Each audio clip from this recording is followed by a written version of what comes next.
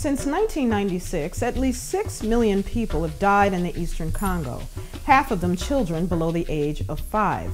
It's by far the biggest slaughter of human beings since the Second World War. The corporate media would have you believe that this Holocaust is the result of African people's inability to govern themselves. But it is the United States that has armed, financed, and protected those most responsible for the genocide.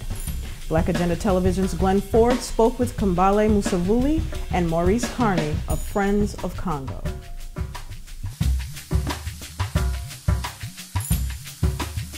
Mr. Musavuli, Mr. Carney, welcome to Black Agenda Television. In the last 16 years, 6 million people have died in the Congo. Most Americans don't know that, and if they do, they have no idea why it has happened and what role the United States, their own country, has played in it. Yes, this is true. It's important for your viewing audience to understand why Congo matters. Congo is located in the heart of Africa. It straddles the equator. It's bordered by 9 other African countries. A population of about estimated 70 million people. Congo really is the fulcrum on which the African continent swings. So whatever happens in the Congo reverberates throughout the entire continent. In fact, former South African President Thabo Mbeki said flatly, there is no new Africa without a new Congo. So what transpires in the Congo is vital to the future of the African continent. And there has been tremendous suffering in the Congo since 1996. The UN says it's the deadliest conflict in the world since World War II. And as we delve deeper into it, we'll see the role that U.S. foreign policy plays, which had its birth in the region of late in the Clinton administration, where President Clinton, with Secretary of State Madeleine Albright, Assistant Secretary of State for African Affairs Susan Rice, developed what they call policy of the new breed of African leaders, or Renaissance leaders. These are leaders that the U.S. administration will present to the world as the future leaders of Africa that we ought to respect, support, and look up to. And these leaders, interestingly enough, have a few things in common. One, they came to power through the barrel of the gun.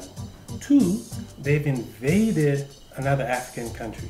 3, and they have the blood of millions of Africans on their hands. We're talking about leaders such as Paul Kagame in Rwanda, Yoweri Museveni in Uganda. We also have the late Meles Zenawi in Ethiopia.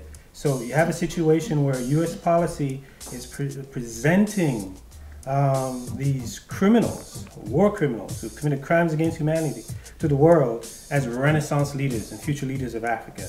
So I'm sure we'll delve more into that, but that's where the policy had its roots, the current policy anyways, with the Clinton administration and the Renaissance leaders of Africa. And in fact, those 3 leaders have been called by some the unholy Trinity, but they couldn't be going about their depredations in Africa without the financing and the weapons provided by the United States. Yes, and he has caused the deaths of an estimated 6 million people. So since 1996, what Congo has seen is that Rwanda and Uganda invaded the Congo, and they haven't left. No, they have been in the Congo since 1996, officially withdrew in 2002 in wars of proxy war, looting the resources, displacing the population, raping the women. Well, let's talk about rape. Rape has occurred in the Congo at an unprecedented level.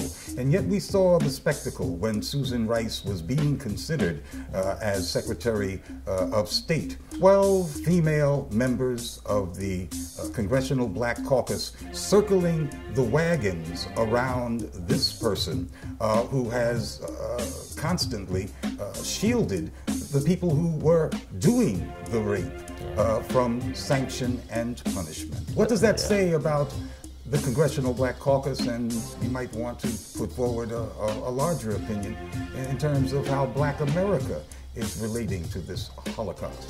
I believe we've lost what Dr. King and others fought for, that injustice anywhere is a threat to justice everywhere, and the lives of black people around the world are devalued. Today, we have black leaders who are in high positions who could do something to stop the suffering of blacks in Africa. So we have hundreds of thousands of women who are being raped, but we have to also understand the context of that. There are two types of rape taking place in the Congo. The rape of the women, the people in the region, and also the rape of the land. Those two are inextricably linked. You have black faces here putting cover for dictators in Africa, and no one is challenging them for that. It's how can one explain that Susan Rice worked for IntelliBridge, a PR lobbying firm that is doing work for the Rwandan government, and today she's the ambassador watering down UN reports documenting the atrocities they did there. But here the discussion has been around race. Can you imagine how difficult it is for me as a Congolese to share with the American people? It's about the policy she's making that is causing the suffering of black people in Africa, specifically in the Congo. I believe it can be stopped. It can be stopped with word support for people to be clear that in order for us to have the basic things that we use, such as our cell phones, our laptops, our DVD players, 6 million Congolese had to die. Why am I saying that? There was a mineral found in the Congo in 1996 called coltan. Coltan is found in virtually every electronic device. Even Xbox and PlayStation has coltan in it. So as people are coming out of the holiday, they are purchasing all these toys and electronic devices. They don't know half of them are children under the age of 5. So we have 3 million children in the Congo who had to die so that our phone could vibrate, so we could watch TV, so we could use the game consoles. But the world does not know because we are benefiting from the suffering of the Congolese.